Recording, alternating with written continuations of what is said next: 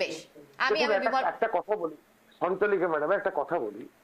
বলুন। আপনি যে প্রশ্নটা করেছেন এটা খুব দামি প্রশ্ন। এটা কংগ্রেসের মুখপাত্র কিভাবে ব্যাখ্যা করবেন বা ব্যাখ্যা করবেন না সেটা তার নেগেটিভ।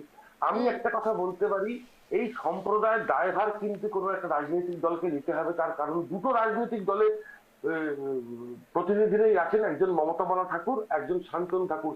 এবং আপনি জানেন হয়তো এই মতুয়া সম্প্রদায়কে এরা, আপনি একটু আগে বললেন না ভগবান মানে একদম এদেরকে ভগবান মানা হয়। ভগবানের দূতরা ভগবানের দূতকে মারপিট করছে, তো গালে থাপ্পড় মারছে। আপনারা দেখুন, এটা বাংলার প্রতি লজ্জা, এটা সম্প্রদায়ের প্রতি লজ্জা, এটা ভারতের কৃষ্টির প্রতি লজ্জা, এটা সংবিধানের প্রতি লজ্জা। আজকে নরেন্দ্র মোদী এসে কি বললেন, মতুয়া সম্প্রদায় এই বঙ্গাল আমাদের ভালোবাসি। বঙ্গালকে ভালোবাসার নিরেট যদি থাপ্পড় হয় তাহলে মারের বদলা মার হবে, তাই না? সম্প্রদায়কে উস্কে দিয়ে কোন রাজনৈতিককরণ করা, বেশ বেশ, আমি বিমল বাবুর কাছে। বিমল বাবু, এই যে আজকে আমরা যেটা দেখলাম যে ঠাকুর বাড়িতে একটা পবিত্র স্থান বলা হয়, সেখানে